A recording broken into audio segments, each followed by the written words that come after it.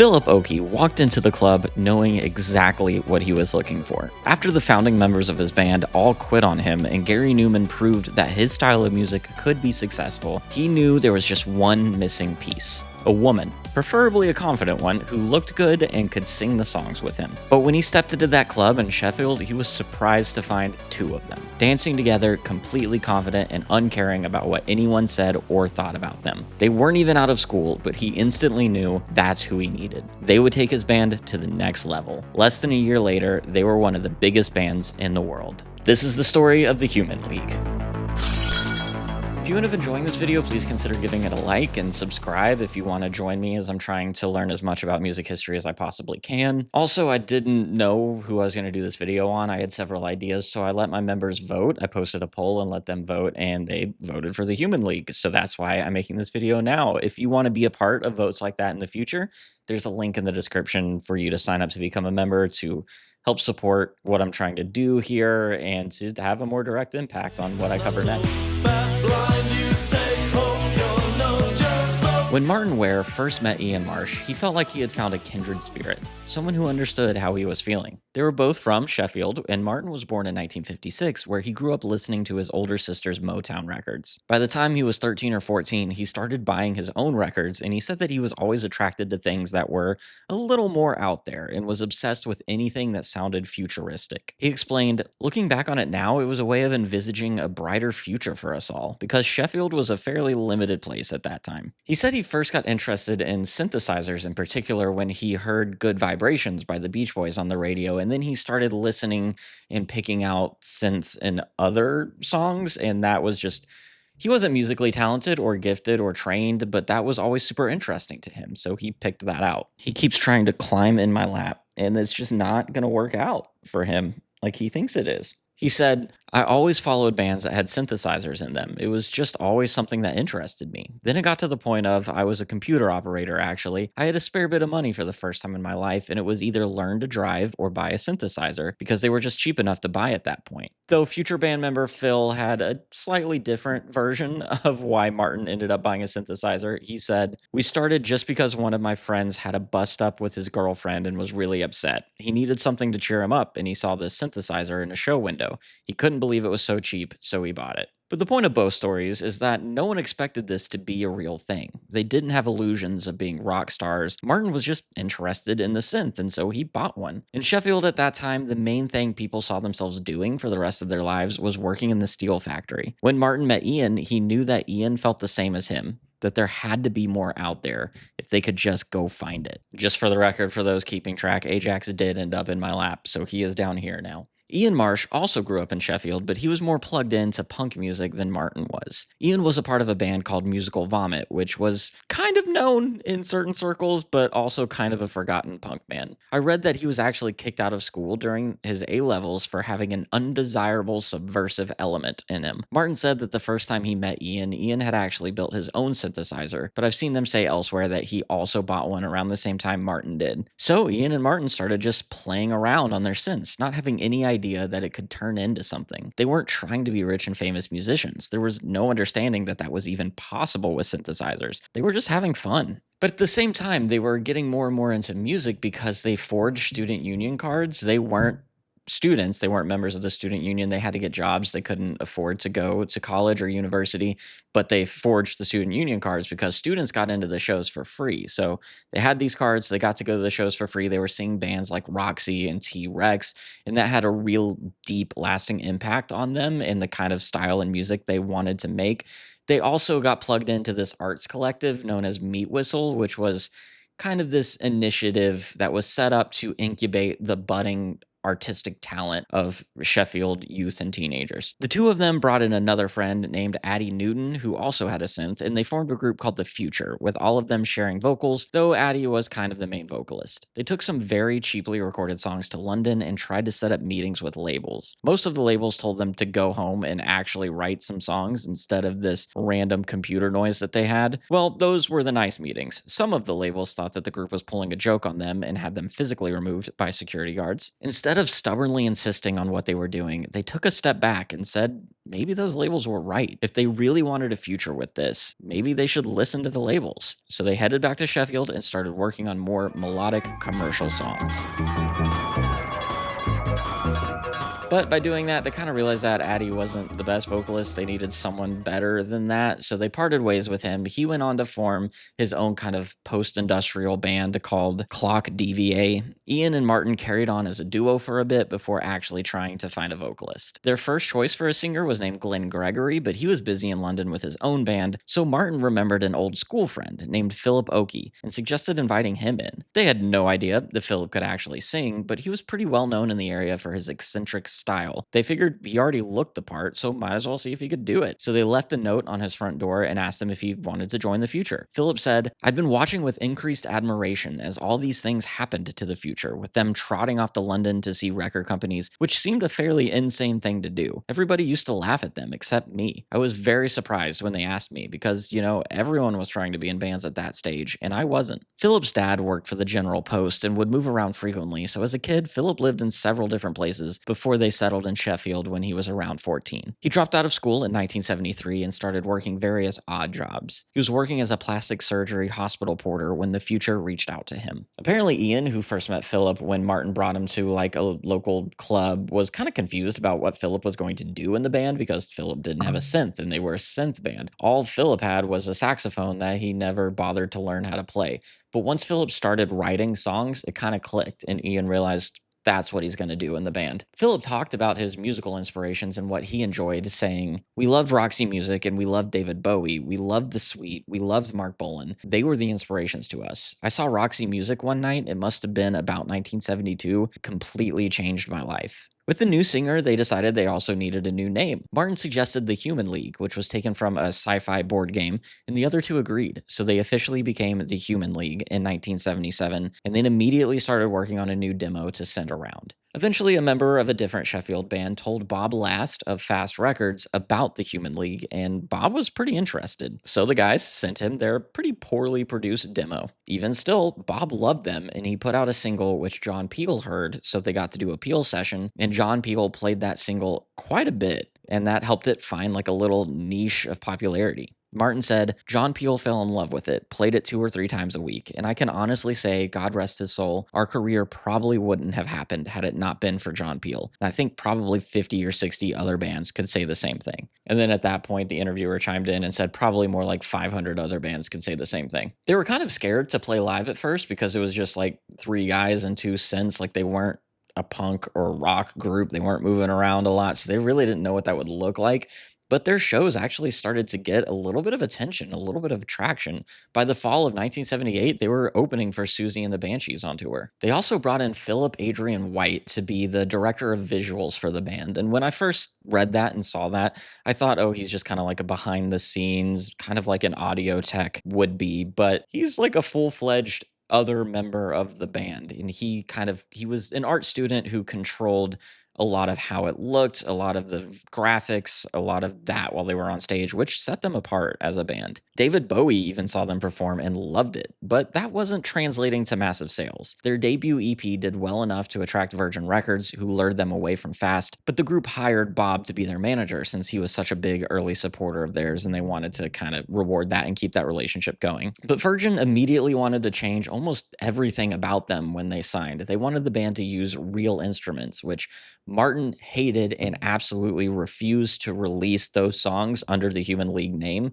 because they weren't a real instruments band. They used the name The Men as a pseudonym to release those songs, and when those songs completely failed, Virgin was like, okay, you can go back to doing what you were doing. Phil also pointed out something that I think people kind of miss. The Human League was really big in the arty music underground. David Bowie hailed them as the future of music, and people like Andrew Eldritch were saying they had completely changed music forever. They were these revolutionaries. And then they signed to a major label, and those type of artsy music lover communities don't always appreciate that. So it kind of estranged them from their fan base that they worked so hard to build. But they released their debut album Reproduction in 1979, and it did not go over all that well commercially, so Virgin canceled their tour and instead booked them on the Talking Heads tour. But I guess maybe they wanted to try something different, or they didn't really like the idea of going out on tour, so Bob issued a statement from the band about those upcoming dates with the Talking Heads, saying, "The Human League, intrigued to experience their own performance themselves,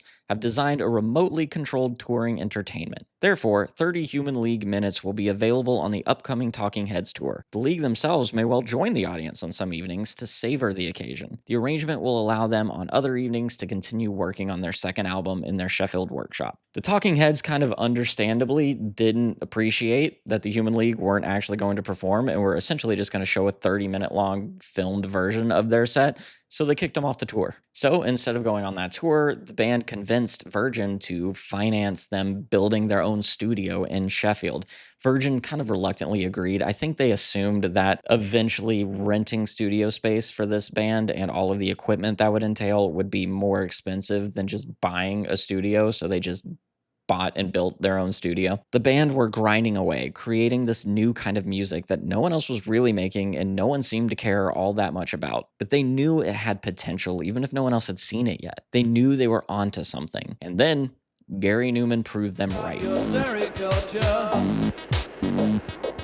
In 1979, Gary Numan released Replicas and scored an instant hit with Our Friends Electric. It seemed like Gary took what the Human League were doing and made it more commercial. To Philip, it showed him what the group could be and what they missed out on by being too experimental. He said, "I thought we've blown it. We now look like the also-rans. Everyone has taken the idea and done a lot better than us." But Martin and Ian didn't see it quite that way. Ian was kind of annoyed at Gary for what he saw as stealing their style. He said, "Out of nowhere, Gary Numan came along and stole our glory. He used to be a rock act, really. Then he seemed to take on our clothing and suddenly became incredibly successful. And we were, I think, quite miffed about that." For Martin, it kind of triggered something else in him, and it made the whole experience less fun.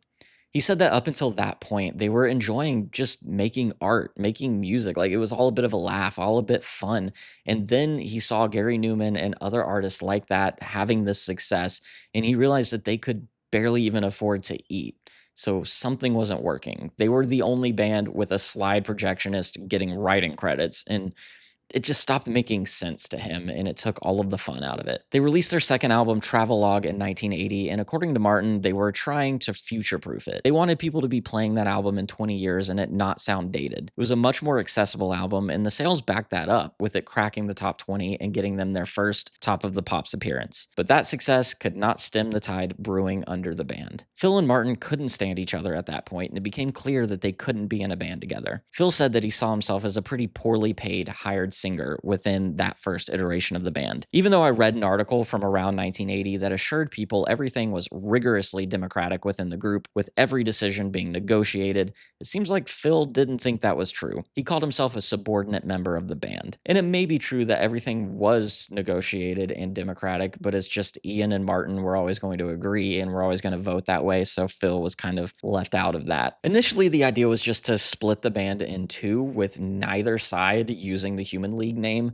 But eventually Martin and Ian just left in order to start their own thing that they were calling Heaven 17, and Phil continued on with the Human League. But since they all still owned that studio in Sheffield that they had Virgin build, they kind of had to both use it to record, and it got kind of awkward at times. And that left Phil in a tight spot, since the Human League were about to start a European tour, and the Human League were also in quite a bit of debt that they needed to make up. He couldn't just skip out on this tour, so we decided to hire one female vocalist to replace the high notes that Martin used to sing, and then perform the tour, hopefully recoup some money. He and his girlfriend started visiting nightclubs to try and find a singer. He remembered, "I'd intended to recruit just one female backing singer, but when I walked into the Crazy Daisy nightclub in Sheffield, the first thing I saw was Joanne Catherall and Susan Ann Sully dancing. They somehow looked like a unit while being clearly different individuals. I knew they were right." Susan was 17 and Joanne was 18, still students, and had no musical background, but didn't want to pass up the opportunity to be in a pop band that actually had like a somewhat hit record. What 17-year-old would turn that down? Both of their parents, understandably, flat out refused to let them do it, but they secretly auditioned and then had Phil come around to meet their parents, hoping to win them over over to the idea. Susan remembers her dad locking himself in the bathroom and refusing to come out until her grandmother gave him some advice. Her grandmother told her father that Susan would never forgive him if he didn't give his daughter this chance. So he caved and then went to Joanne's house to convince her father. They actually weren't made official members of the band at that time. They were just hired to help out with the tour. And then at the end of the tour,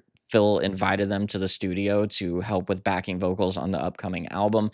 They just kind of stuck around and ended up just being around for the group. Susan remembered, Joanne and I thought we were just going along for the ride, having a great time. It was really good fun, but I don't think we ever thought it would last anything more than a year or two.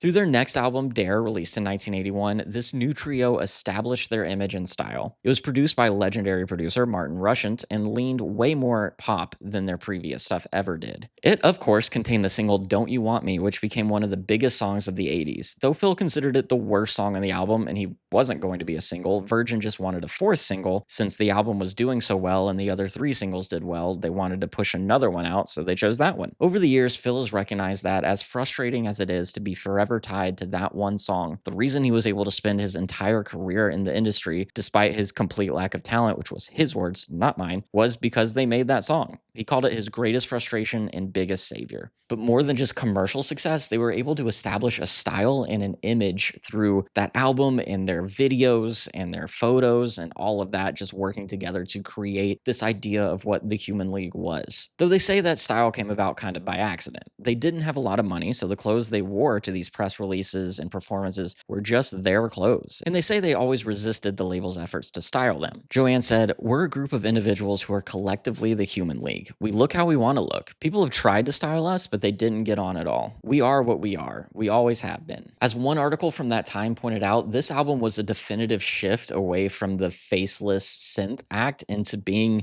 pop stars and personalities. They designed the album cover to be timeless and to stand out on the shelf, taking inspiration from Vogue, and they just became very aware of what would sell and what would not sell. As Phil explained, the old songs probably meant more if you want to go deeply into it, but who does want to go deeply into it? What's the point of having a vast section of T.S. Eliot with a tiny synth behind it? The new music fits better. Phil also added more to the band. He brought in Ian Burden from the band Graph, initially as a session musician since he'd lost both of his synth players, but eventually as a full-time member. And then Bob, the manager, thought that the group needed one more professional musician, so he brought in Joe Callis. The band became so much more aware of how they presented themselves and how big they could be. I read several interviews where Phil was talking about being as big as ABBA. Phil also started dating Joanne at one point, so that really didn't help the ABBA comparisons. It also, through reading interviews from around this time, it got a little bit hard to tell what was an image and what was authentic when I was researching this band. Because they're so obsessed with how they present themselves and how they appear, it's hard to know if that's manufactured or not.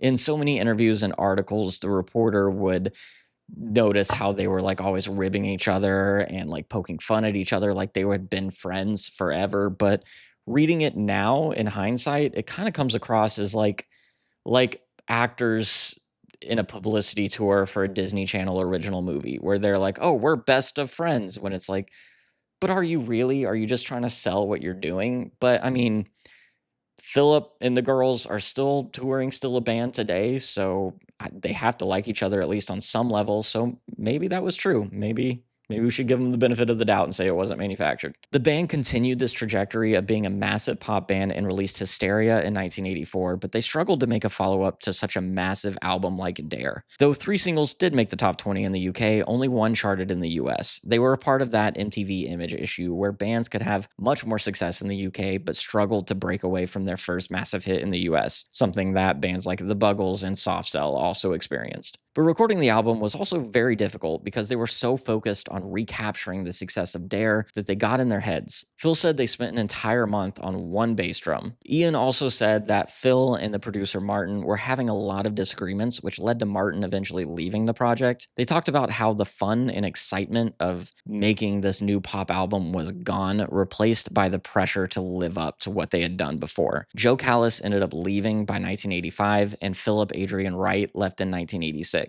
By 1986, Virgin was growing increasingly worried about about the band's lack of success putting together another album. So they teamed them up with an American production team who wrote some of the songs for the next album. They did get another hit in the US, but the band was losing a lot of the steam that they had in the early 80s. That album was also not reviewed well, with Cream saying casual or simply misguided listeners might accidentally get to like a song or two, but caring about such colorless emotional ciphers with any enthusiasm requires real stupidity. By 1987, Ian had also left the band, leaving just Philip, Joanne, and Susan. By 1992, Virgin had lost complete faith in them and abruptly dropped them from the label, which really shook their confidence. They spent the next little bit just kind of away from the public eye, trying to recoup and understand what the next part of their career was going to be like. But after doing that for a little bit, they got back together to record some demos and started shopping that around to other labels. The trio of Phil, Joanne, and Susan have continued the Human League, releasing 2 albums in the 90s and 2 albums in the 2000s, but they've not been able to recapture the magic of Dare in the early 80s. But they'll forever remain pioneers of synth pop and musicians who truly helped push the industry into the future. And that's the story of the Human League, a band that did things their own way, still managed to have massive success. It's a really revolutionary band in their own way and in their own time. Let me know what you think. Leave a comment in the comment section below of anything you want to point out that you love about the Human League, and drop a like if you ended up liking the video, and subscribe if you want to come along with me as I try and learn more about music history. And I also want to give a huge shout out to our members. It means so much to me that you want to partner with this channel, that you believe in what I'm trying to do here, and you want to be a part of that and support it. So just thank you so much for that.